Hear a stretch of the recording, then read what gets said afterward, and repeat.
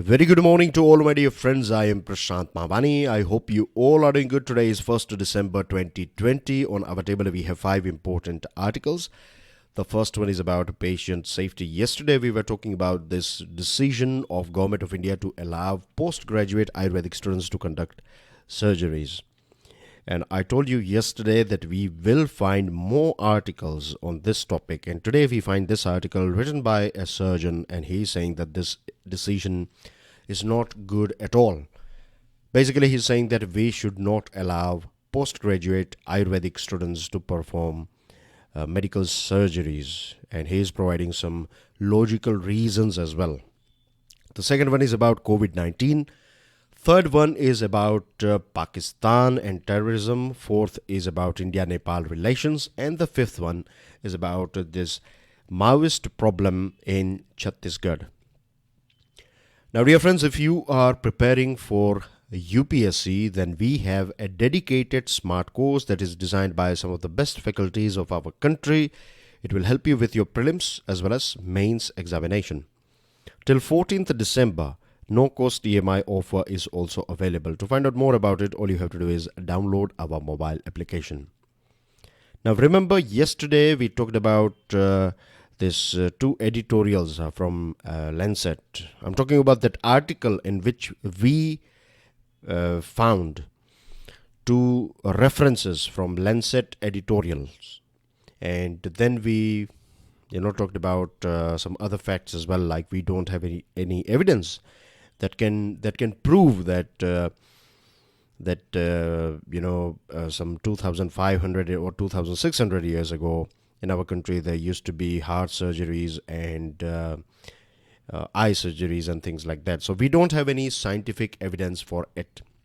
I gave you this example of Leonardo da Vinci as well, isn't it?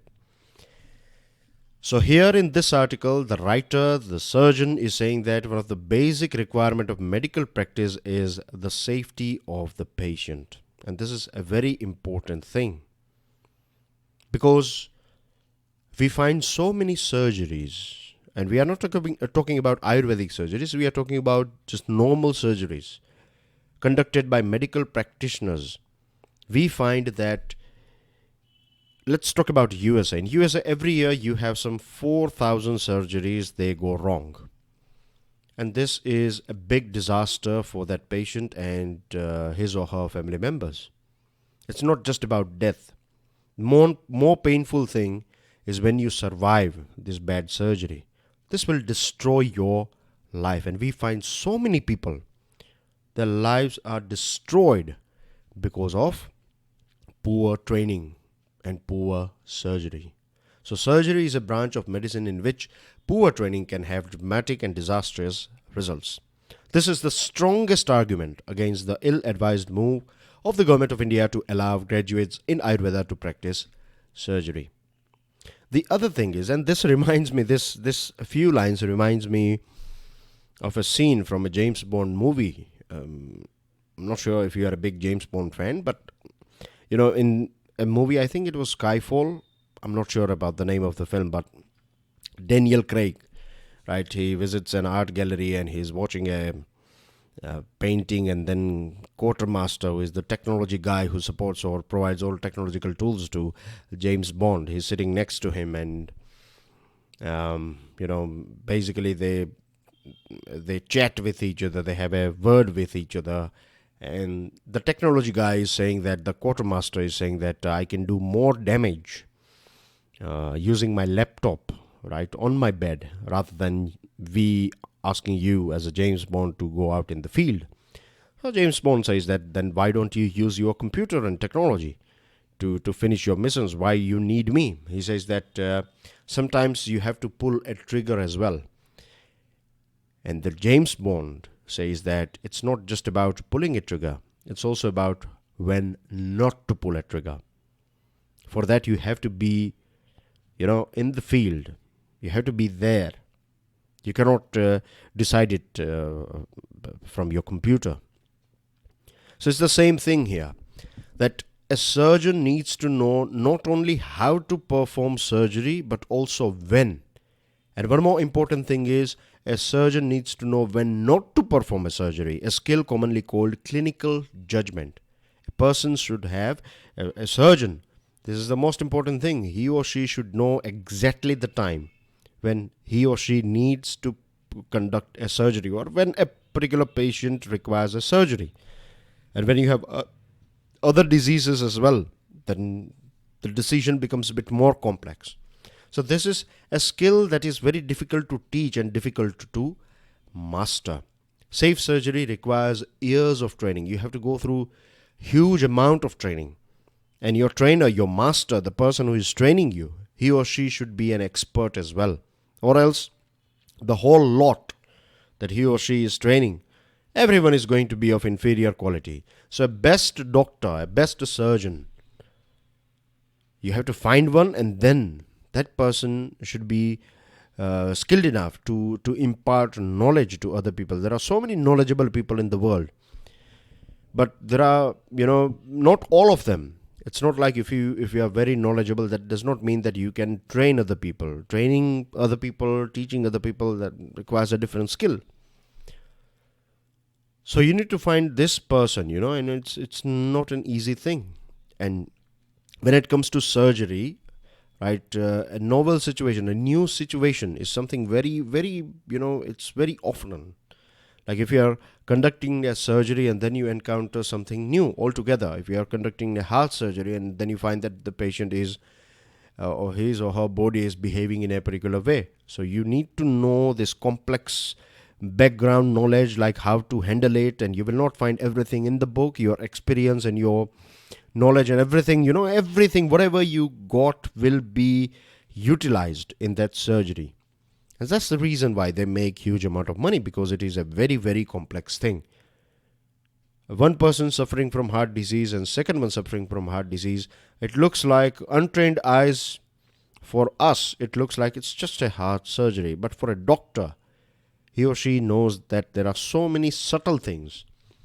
And those subtle things make this patient A and B different from each other. Though on surface level, it looks like it's a heart surgery, but it's never any surgery. This is heart surgery is one of the most common things. So this is the reason why I'm using heart surgery as an example.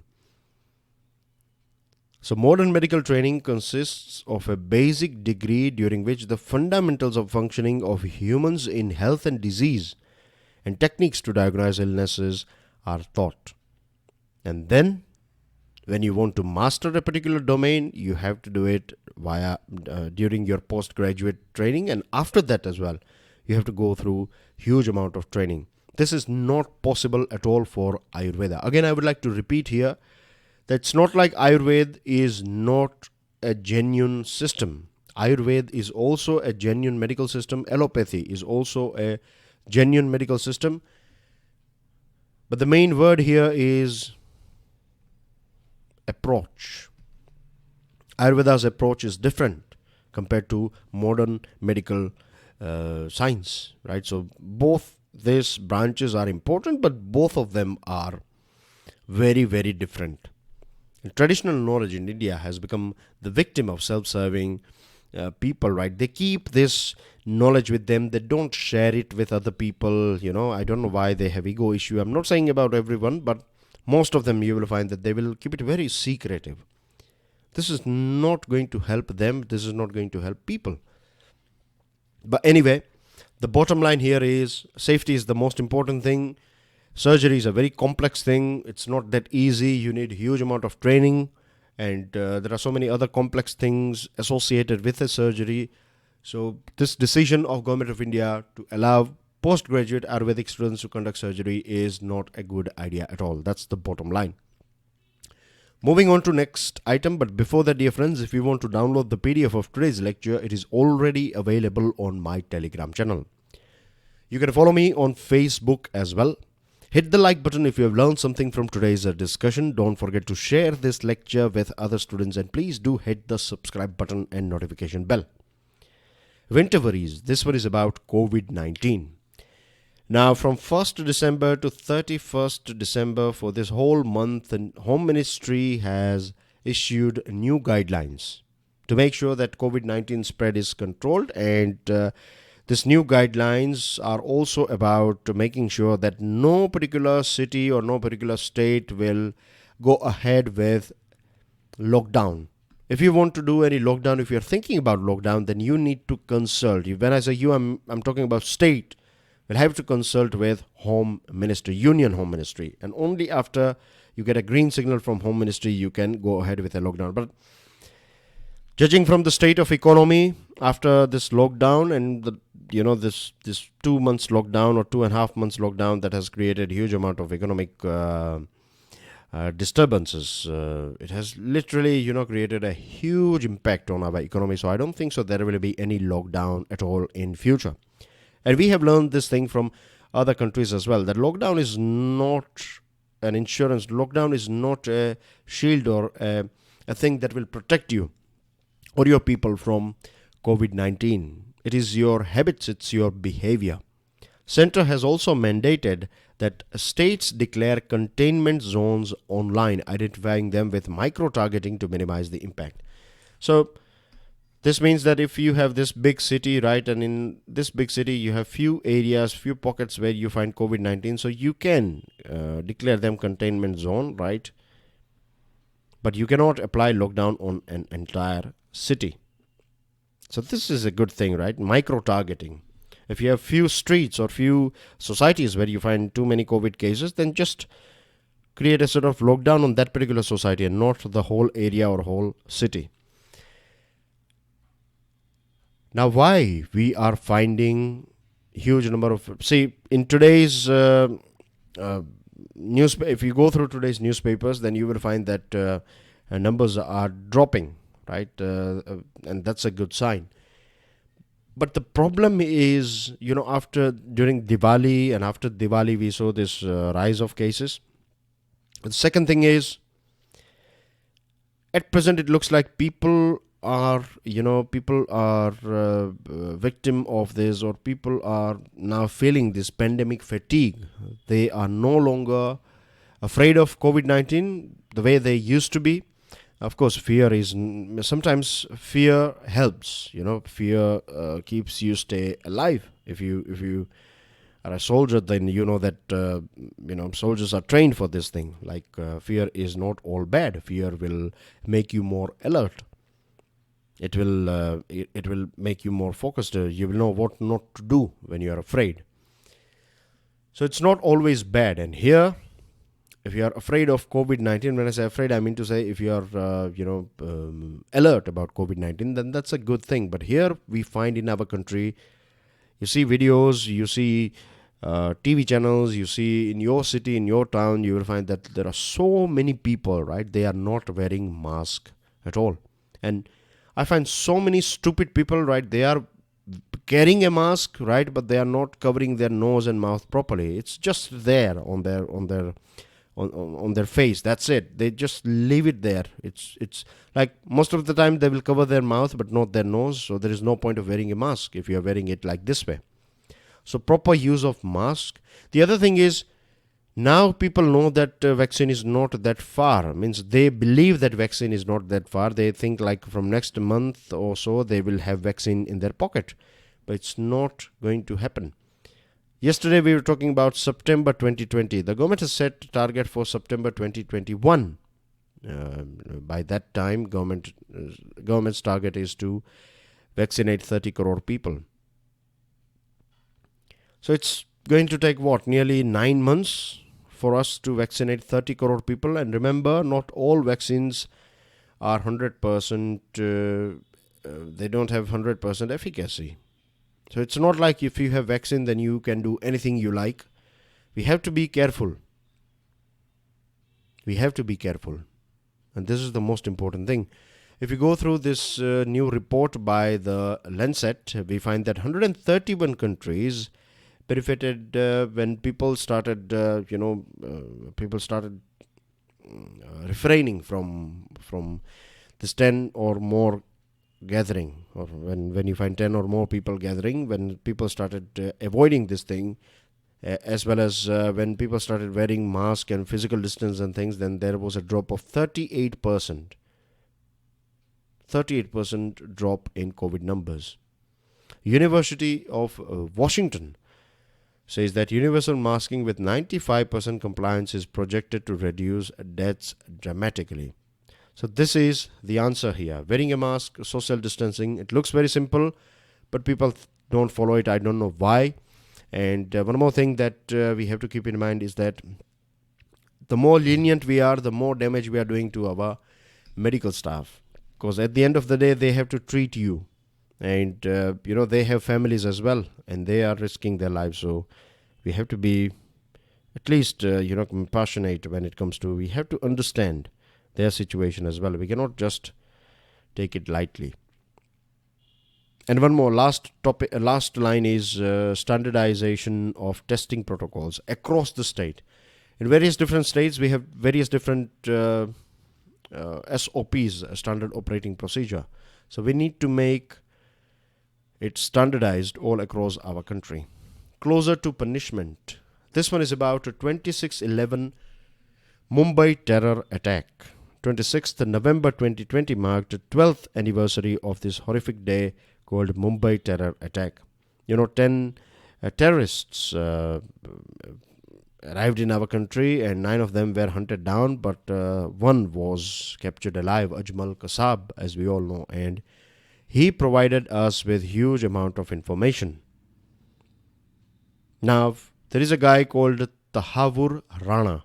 Tahavur Rana conspired with former FBI agent David Headley to assist the elite in planning and execution of this attack. They set up this fake company in our country, and this Rana, he is a Pakistani-Canadian citizen who was found guilty by a US court in 2011 for providing material support to LET and planning an attack on the offices of a Danish newspaper. And he was sentenced to 14 years in jail. Headley, who is behind the bars for 35 years. And this guy, right, he was, his jail sentence was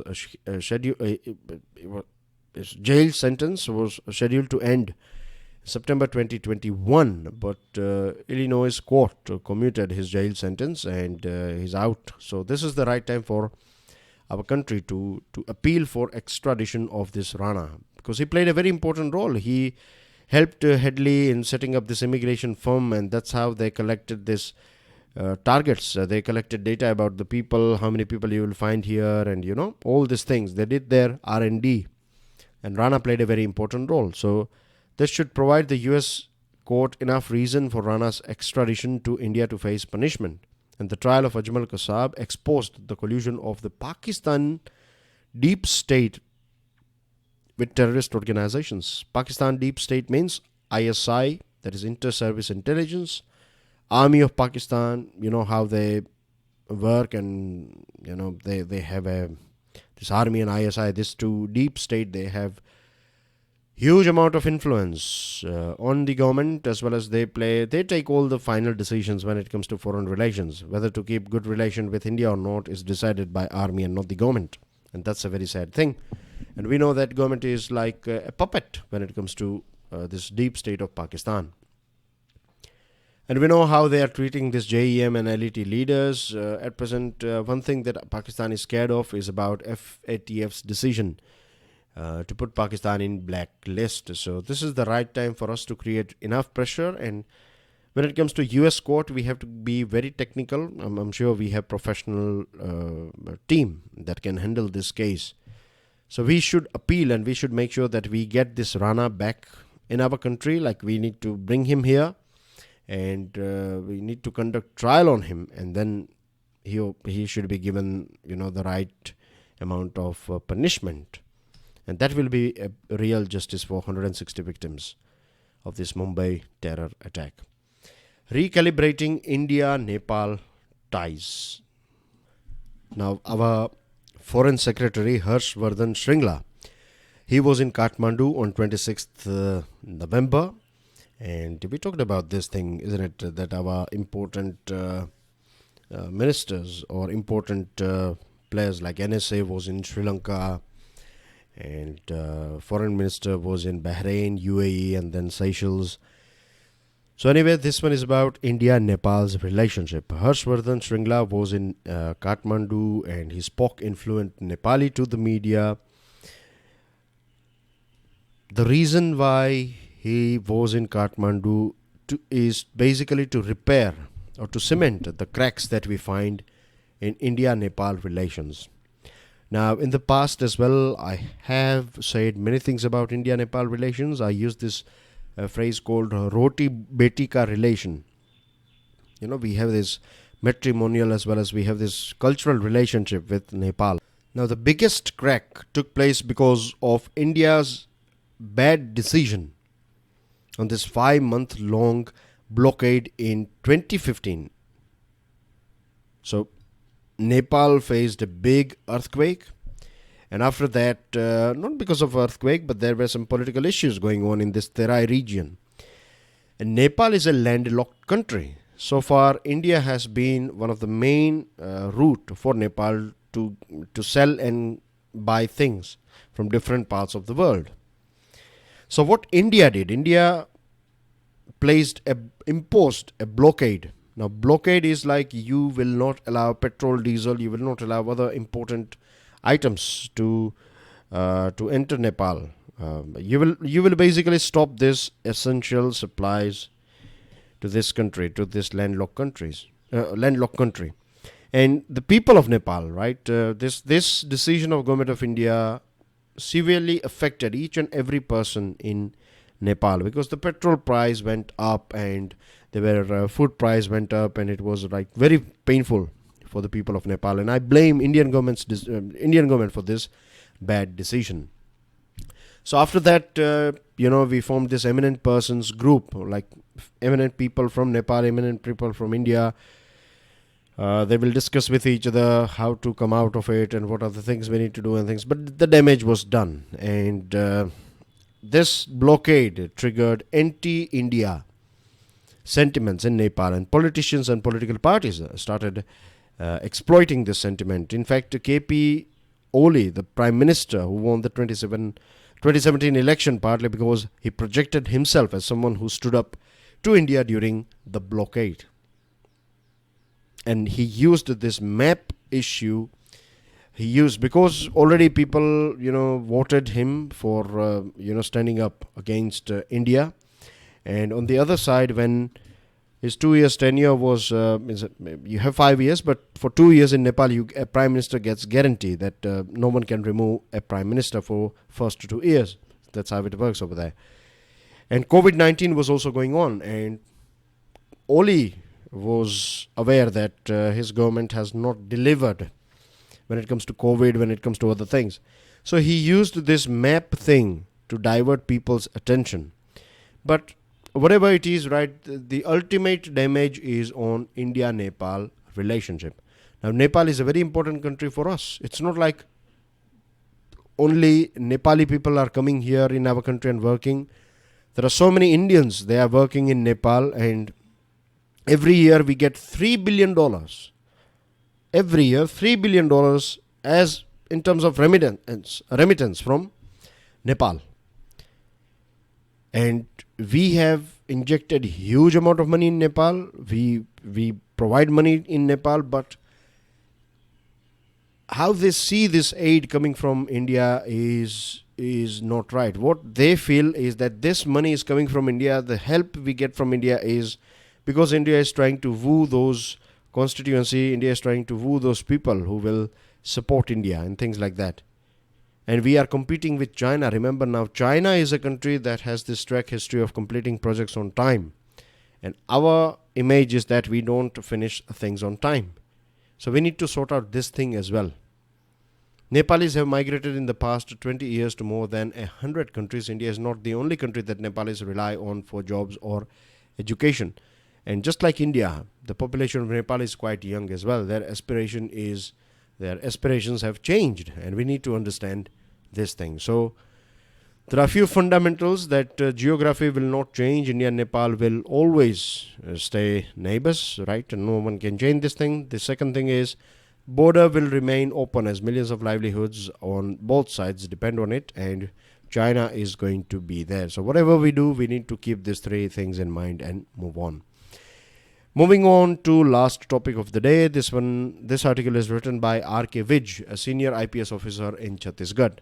Now, Union government has decided to deploy 5 more CRPF battalions in Chhattisgarh, particularly in this anti-Maoist. This is about anti-Maoist oppression, and these 5 battalions will be deployed in Bastar region, South Bastar region to be precise.